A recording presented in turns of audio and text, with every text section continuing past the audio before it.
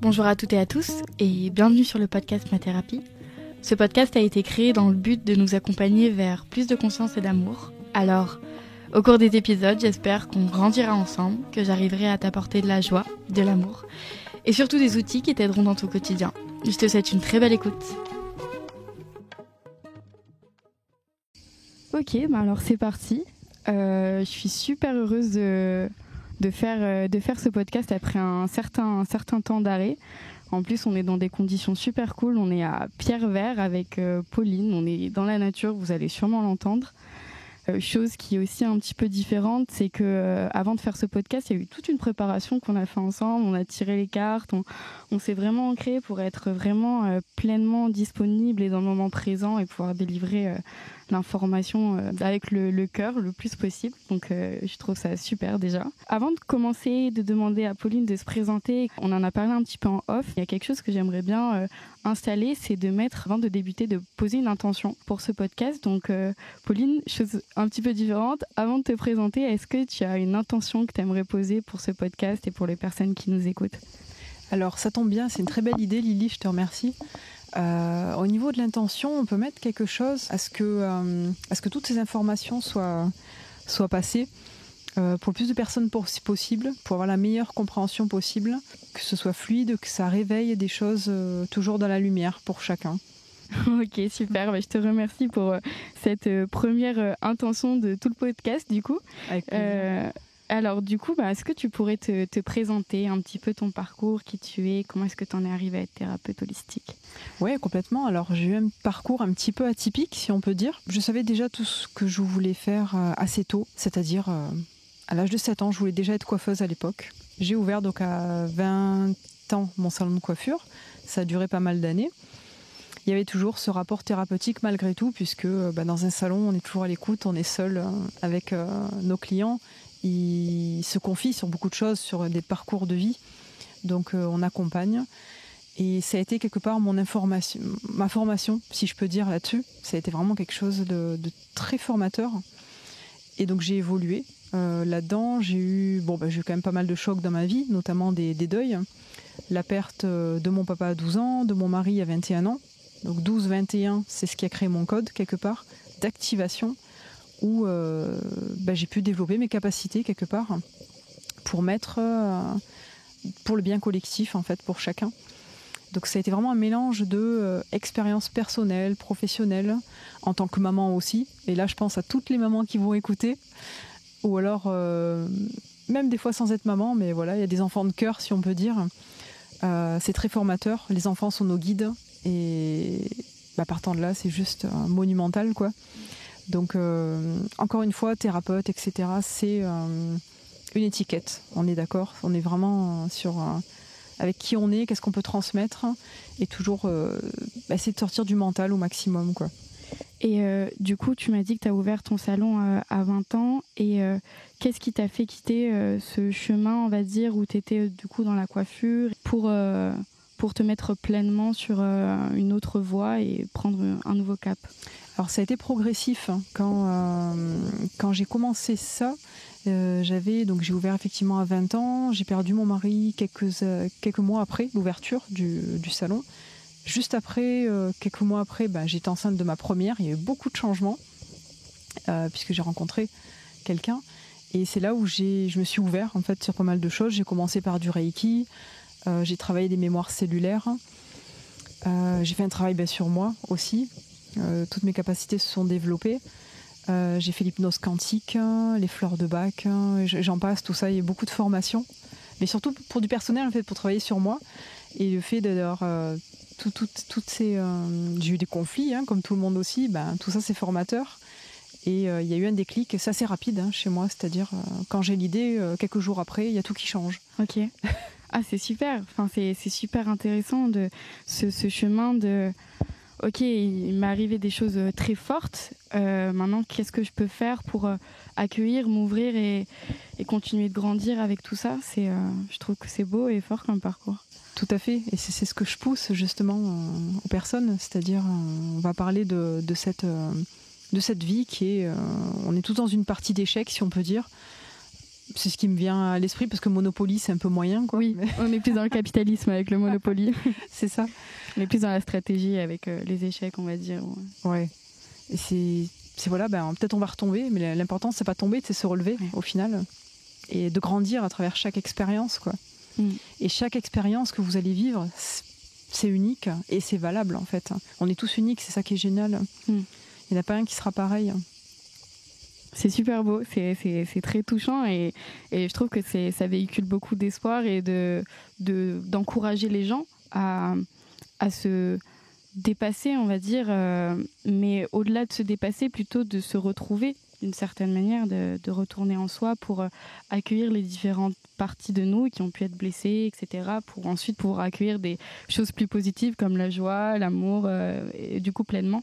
Tout à fait. Dans chaque chose de la vie qu'on peut vivre, l'émotion, tout ce qui est émotion, je ne parle pas du positif, mais les émotions, voilà, le doute, etc., tout ça, il faut vraiment les vivre pleinement, la peine, etc., il faut aller vraiment au fond, puisqu'une fois qu'on est allé, on ne pourra pas aller plus bas quelque part. Du coup, ça fait remonter, et remonter encore bien plus haut que là où on en était. Ah, c'est beau. Bon, on pourrait philosopher, je pense, comme ça pendant très longtemps. Beaucoup, faut m'arrêter, ouais. Non, pas du tout. Au contraire, c'est super. Mais voilà, aujourd'hui, il y a quelque chose le sujet d'aujourd'hui, c'est les implants énergétiques. C'est une notion, parce que moi, j'ai fait pour vous en dire un petit peu plus sur ma relation avec Pauline.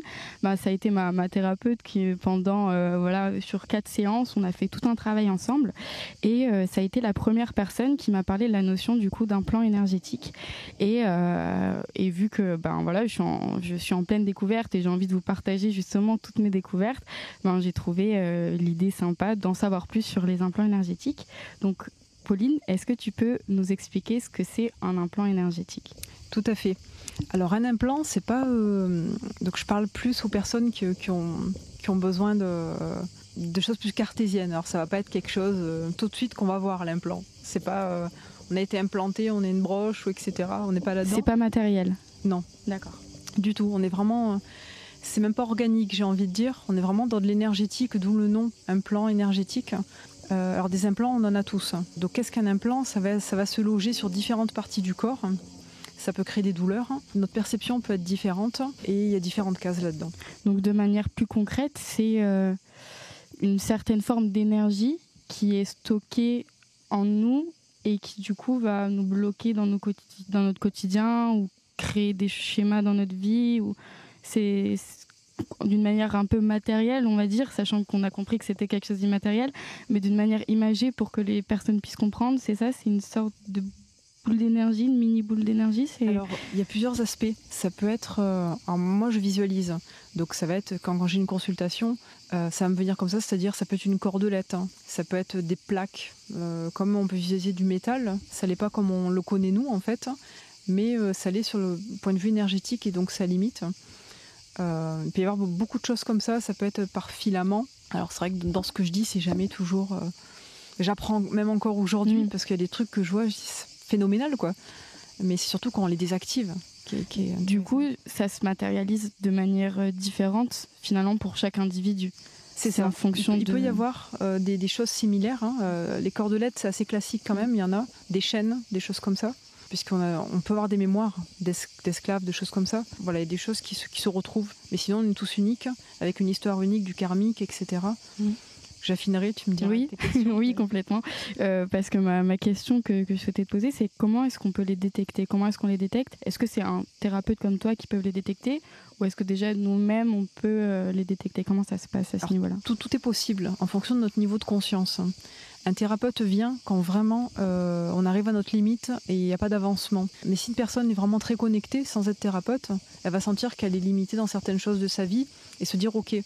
Par méditation, des fois, ça peut arriver. Demandez simplement à la source, c'est-à-dire vous le visualisez comme ça, source, aide-moi, montre-moi quel est l'implant qui me limite aujourd'hui. Ça, c'est une phrase que vous pouvez noter, qui est vraiment intéressante. Déjà, pour commencer tout seul, c'est déjà chouette. Et quand vous voyez que dans votre vie, il n'y a pas trop d'évolution, un thérapeute est là pour vraiment préciser, pour mettre la lumière sur l'ombre et pour désactiver en fait la problématique. Alors, juste, toi, tu dis source.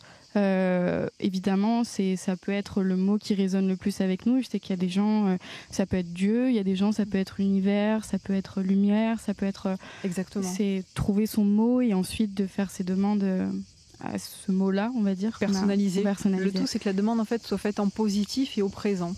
Voilà, il y a vraiment le nom qui veut en fonction de chaque croyance, hein, mais tout est juste. Hein. Okay. Dès que l'information est envoyée, de toute façon, ils écoutent. Hein. C'est une super information parce qu'effectivement, il n'y a pas de notion d'espace ni de temps. C'est pour ça que, voilà, si je fais une demande, faut, comme les exercices de visualisation, je sais qu'on nous dit beaucoup de parler au présent et de faire comme si la chose était là. Admettons, pour un côté encore un petit peu plus matérialiste, mais admettons, on a une voiture de nos rêves, c'est s'imaginer la conduire maintenant de suite et être déjà au volant de cette voiture et de ressentir toutes les sensations de plaisir qu'on pourrait avoir à conduire cette voiture. Complètement, c'est ça, c'est vraiment s'immerger dans cette sphère parce qu'on a des multidimensions et en fait tout est possible. Ça c'est la loi du quantique, quoi. Il faut tirer le tiroir qui nous correspond, quoi. C'est encore une fois super intéressant, on pourrait disserter des heures sur ce sujet-là. C'est ça. Pour rester du coup sur les implants, comment est-ce qu'on les attrape ? On les attrape vraiment de différentes manières. Comme je dis, on en a tous, mais de façon différente. Donc on va commencer par le plus classique, c'est tout ce qui est d'ordre transgénérationnel. Le transgénérationnel est transmis par notre famille, donc les plus proches bien souvent de la maman, mais aussi du papa, des grands-mères, etc. On va remonter l'arbre. Ça c'est quelque chose qui est transmis dans le ventre, c'est un petit peu notre marque de fabrique. Ça c'est le plus classique. Il y a le karmique. Le karmique, ça va être vraiment en fonction de nos anciennes vies, de ce qu'on a pu vivre. Ça peut être des schémas répétitifs, des trucs qui reviennent vraiment en boucle. Donc le karmique est quand même très présent, puisqu'au plus on a de vie, au plus on est susceptible d'avoir d'implants, en fonction de ce qu'on a clôturé ou pas, de nos anciennes vies. Ça, c'est les deux que je vois quasiment sur toute personne. Après, on a aussi les implants. Alors ça, j'en parle aussi souvent, c'est les implants transférés. Ça va être pour les personnes, si vous avez plusieurs partenaires, en fait, protégés ou non. Ça reste personnel, mais je veux dire, ça se transfère aussi, ça c'est important. Ça peut être sur un thérapeute qui n'aurait pas fait un nettoyage énergétique du lieu ou de lui-même. Il peut transférer ses implants. Ça peut être, vous faites vos courses dans un lieu qui n'est pas top. Ça, c'est vraiment les implants transférés de chaque personne. Ça peut arriver. Du quotidien. Voilà. Okay. Donc, pour vraiment attraper ce côté-là, faut être vraiment très fatigué ou pas avoir une bonne protection. Ça n'arrive pas à tout le monde. Mais c'est quelque chose qui peut arriver. Ensuite, on a les implants type parasite émotionnel. Ça va être quand on va quelque part, qu'une personne va être très en colère contre nous. Et du coup, il y a une faille chez nous à ce moment-là et ça vibre. Du coup, on peut aussi percevoir ça, quoi. Ensuite, on a les implants, et ça, on l'a eu depuis, je dirais là, 3 ans, mais vraiment, la prise de pouvoir. Donc la prise de pouvoir, c'est vraiment, il y a une sorte d'ordre de manipulation, quelque part. C'est-à-dire, quelqu'un décrète qu'il faut faire ça. Si on a vraiment cet implant qui est là, si on remonte, ça peut être de l'esclavage, aussi également dans le karmique. S'il y a cet implant-là, du coup, la prise de pouvoir ira avec. Donc, l'extérieur peut avoir la mainmise sur nous. Donc ça, c'est important vraiment de le désactiver, celui-ci. Et ça, c'est la suite, la manipulation mentale également. Ça peut aller avec. C'est-à-dire, voilà, on a laissé notre pouvoir à l'extérieur, qui fait que du coup, on n'est plus présent dans nos décisions. Voilà, ça j'ai fait le tour. Ça, c'est vraiment les principaux au niveau des... j'ai pris 2-3 notes pour... bien souvent, je suis en... Oui. Pour se rappeler, je pars vite pour vous donner le maximum d'informations. Mais ça, c'est les principaux que je vois, en tout cas. Oui, c'est les différents types d'implants qui peuvent arriver dans notre vie et qu'on peut récupérer. Est-ce qu'un implant qu'on a enlevé peut revenir ? Est-ce qu'un implant qu'on a enlevé peut revenir ? Non, alors déjà, un implant, pour du coup l'image, on l'enlève pas. C'est un petit peu, je vais faire quelque chose de concret pour les gens, c'est... vous tombez, vous devez vous faire recoudre, c'est très ouvert. Ils vont vous recoudre, mais vous allez garder cette cicatrice. Seulement, c'est guéri, et vous n'avez plus mal, il n'y a plus rien. Il reste juste le visuel, en fait. Okay. Un implant, c'est ça. On les garde indirectement, mais ils n'ont plus de prise sur vous.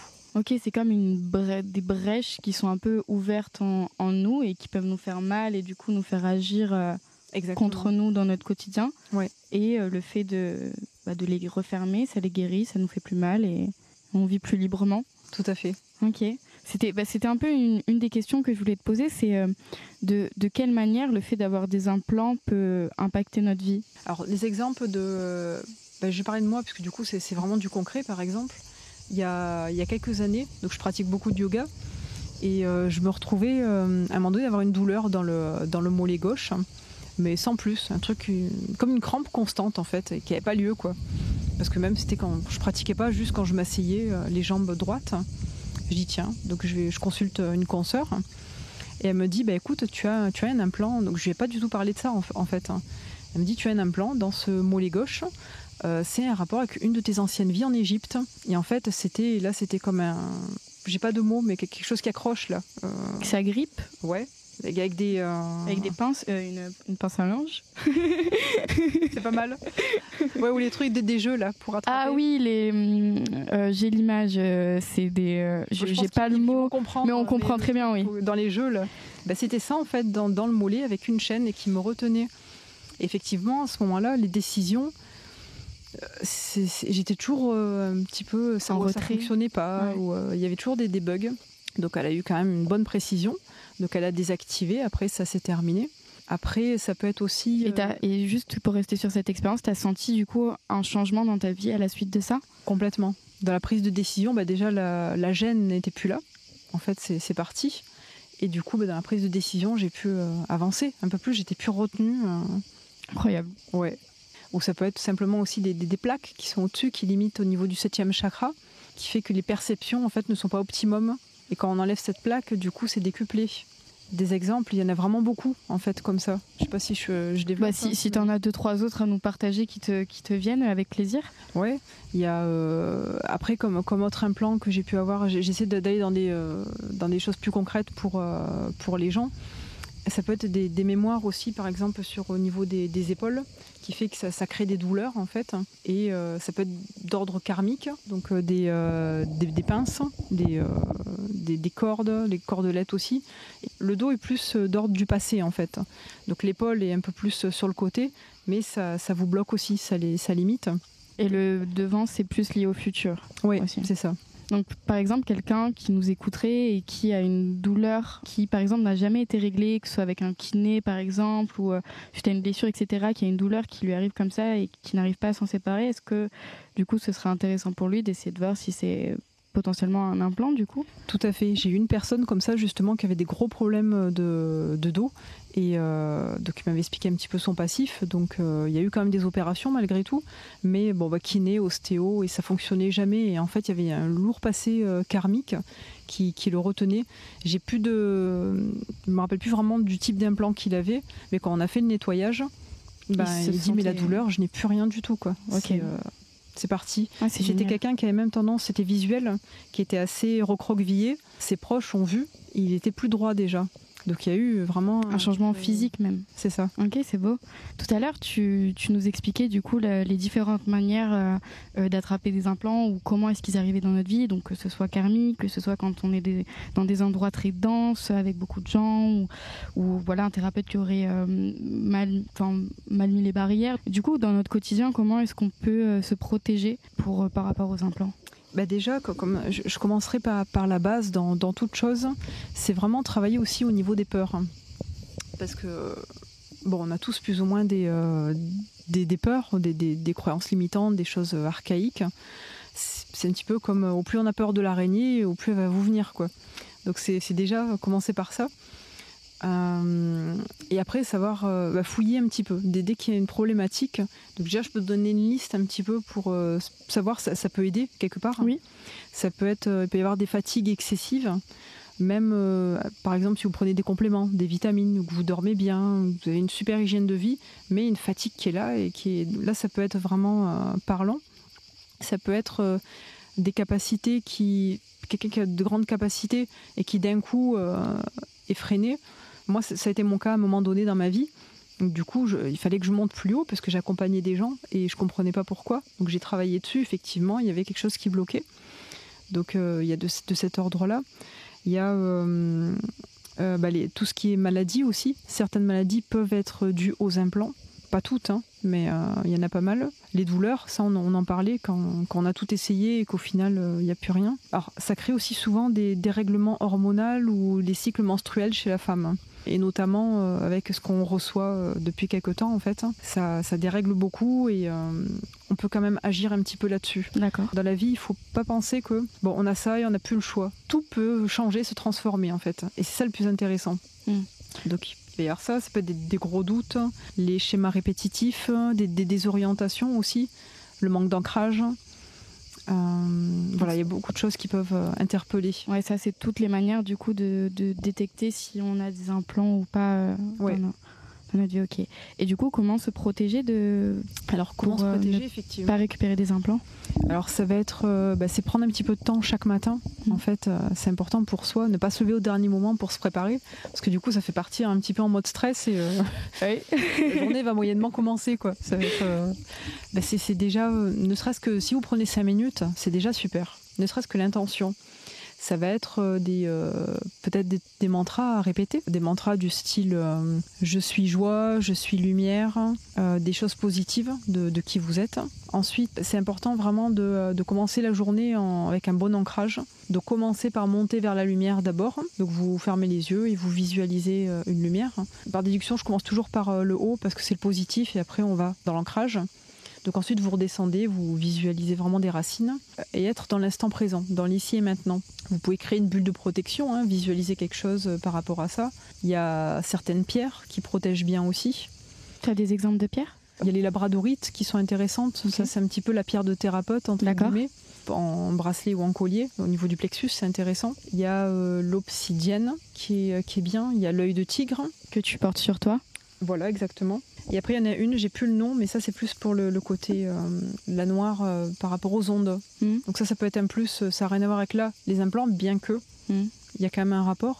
Vous chercherez, ça peut se trouver, c'est une pierre qui est noire, et magnétite peut-être. Oui, je ne vais pas dire de bêtises. D'accord, on mettra dans la description, dans tous les cas, le nom de cette pierre. Voilà, de toute façon, vous tapez pierre de protection, il y a vraiment de quoi faire, ça c'est intéressant. Oui, pensez bien à les nettoyer, à les recharger aussi, vos pierres, parce que...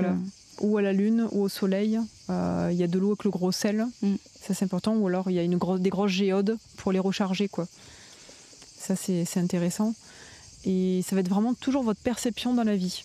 D'accord. C'est-à-dire, si pour vous, vous êtes puissant, vous savez que rien ne peut vous atteindre, il ne se passera pas grand-chose. Tout part vraiment du mental. Ça, c'est le plus important. Le mental, je sais que moi, j'ai tendance à l'associer aussi à l'ego. Donc essayer aussi notre mental soit au service, on va dire, de notre cœur et de notre nous profond, on va dire, intérieur, et pas l'inverse, qui là, ça pourrait nous entraîner sur des choses qui sont peut-être plus compliquées finalement à vivre. C'est ça, le mental, en fait, faut pas chercher à le couper, ça n'existe pas. Il est là, il est présent, il est bien en mode survie, hein, c'est-à-dire on va éviter de se faire écraser ou alors quand on doit écrire quelque chose, il faut un minimum de mental, quoi. Mais juste ce qu'il faut. En fait, toujours, et à la limite le rassurer, c'est un petit peu comme l'enfant intérieur. C'est-à-dire, ok, je t'entends, mais là c'est mon cœur qui va décider, et c'est lui qui sait. Donc c'est des switches à faire constamment, et c'est vraiment être observateur de qui on est. Et tu as une méthode pour arriver à faire ce switch, parce que je pense que pour l'avoir expérimenté, en plus c'est drôle qu'on parle de ça, quand on est dans notre train-train quotidien, dans notre vie un peu métro boulot dodo, ce qui est une vie de la plupart des gens, pour le travail etc., on est obligé d'une certaine manière d'être avec notre mental, à part pour les thérapeutes ou des personnes comme ça qui sont plus dans l'aspect créatif, où ils sont beaucoup plus dans le cœur, mais voilà, dans une certaine mesure on est plus dans la journée dans notre mental que dans le cœur. Comment réussir à faire ce switch, à dire bon ok, là c'est bon, je suis à la maison, ma tête je la pose et là je m'ancre. Comment... Alors ça, si tu veux, ça peut être l'objet d'un prochain podcast, parce qu'il y a vraiment beaucoup de choses. D'accord. À dire. Oui. Et je pense que là ça peut être chouette, parce que du coup on peut vraiment faire quelque chose là-dessus. D'accord, effectivement. Là il y aura plein d'infos. Ok, c'est vrai que c'est un sujet qui mériterait sa place en entier.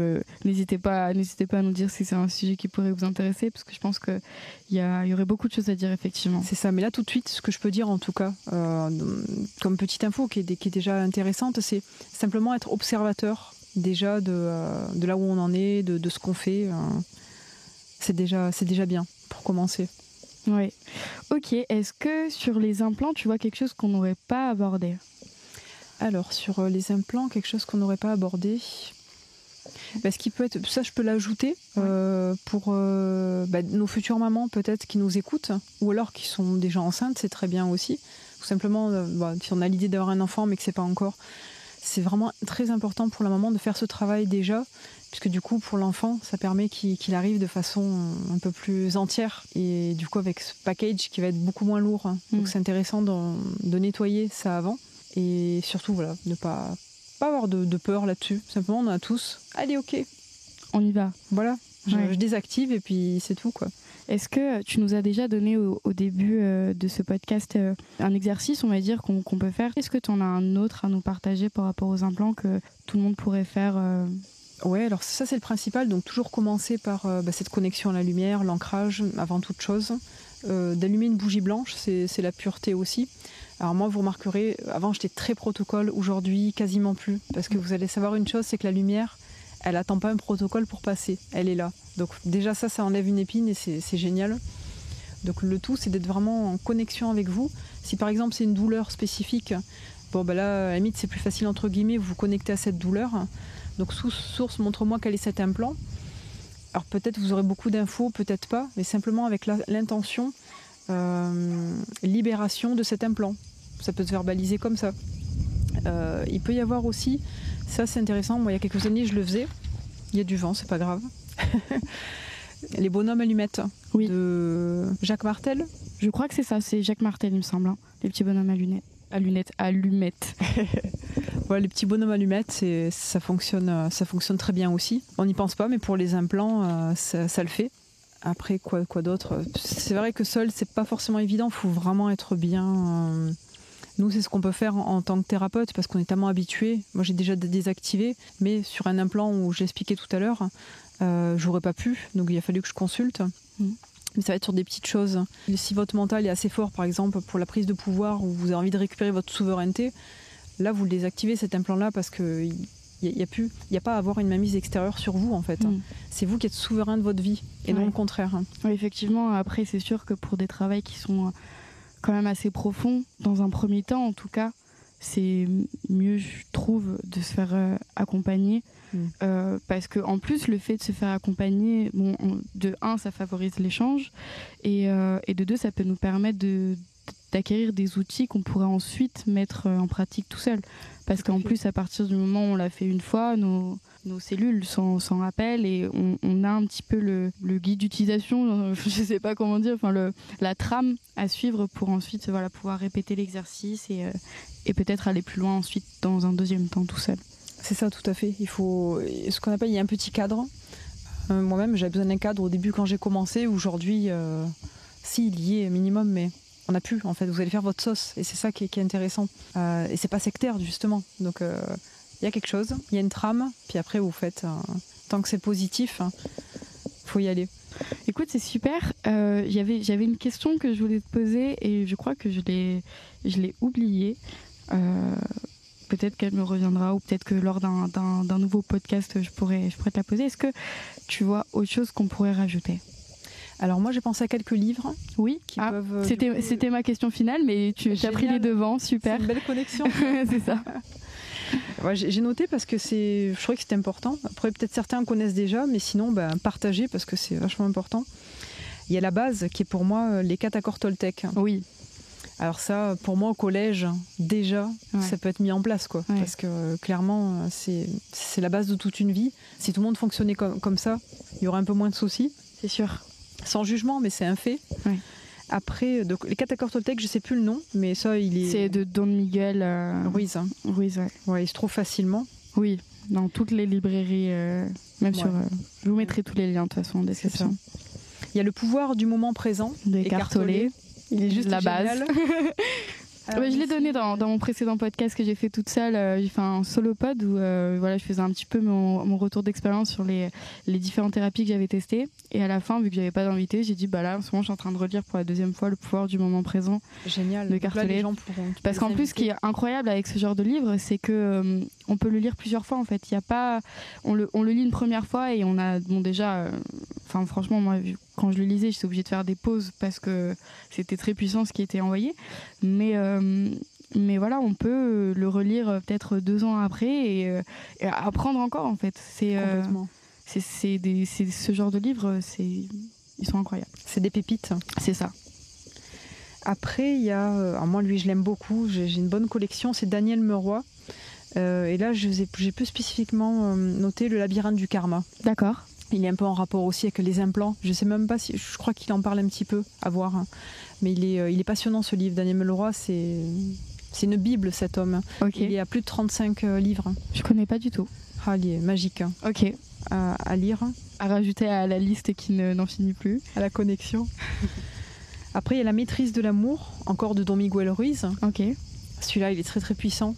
Ça remet vraiment en question notre amour, l'amour inconditionnel dans notre couple, dans notre famille. Et là aussi, c'est dans la suite des Catacores Toltec, ça permet de libérer plein de trucs, d'enlever cette possession, etc. Donc celui-là, il est vraiment très fort. Et le dernier, bon, elle fait beaucoup de cartes aussi, c'est Dorine Virtue. Donc j'ai pas noté d'ouvrage parce qu'elle en a fait plein avec les anges, etc. Faut voir celui qui vibre pour vous, quoi, oui. Là-dessus. Mais regardez, ses collections sont vraiment jolies. Ouais. Effectivement, elle a fait pas mal de choses aussi à ce niveau-là. Est-ce que il y a un livre pour les personnes qui ont été passionnées par le sujet des implants énergétiques? Est-ce qu'il y a un livre vraiment en rapport avec ça, ou un documentaire ou Alors malheureusement non. Là aujourd'hui, à ma connaissance, j'en ai pas trouvé. Ouais. Puisque moi, il y a j'ai pris des choses en fonction de ce qui m'est venu, de ce que je vois. D'autres thérapeutes avec qui j'ai travaillé aussi.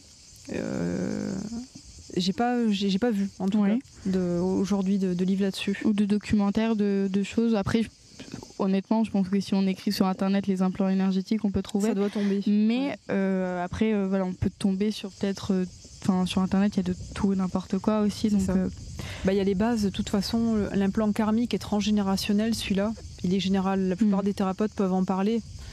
On n'est pas tous formés à ça aussi pour le dégagement parce que c'est un peu spécifique, mais c'est classique. Toi, tu formes à ça ? Oui, dans ma formation prochaine, Il y aura de ça. Ok, je mettrai tous les liens dans la description pour les personnes qui pourraient être intéressées. Voilà, donc thérapeute ou pas, ou personnes qui veulent vraiment devenir thérapeute, ou alors pour eux personnellement, il n'y a pas de prérequis, mis à part être très ouvert. Ouais. Bon, je te remercie, Pauline. Je suis très, très heureuse d'avoir fait cet épisode avec toi. Également. J'espère qu'il aura servi et qu'il vous aura permis de récupérer un petit peu de ce moment qu'on est en train de partager là, avec les papillons autour de nous, avec les cigales et voilà, et ce partage qu'on a eu. Merci à toi. C'était un très beau moment. Je te remercie. Merci beaucoup d'avoir écouté ce podcast. J'espère que tu as passé un bon moment à nos côtés. Si c'est le cas, n'hésite pas à le partager autour de toi et laisser 5 étoiles sur Apple Podcast. Ça nous aide beaucoup. Enfin, ça m'aide, moi. Je te dis à très vite pour continuer notre thérapie.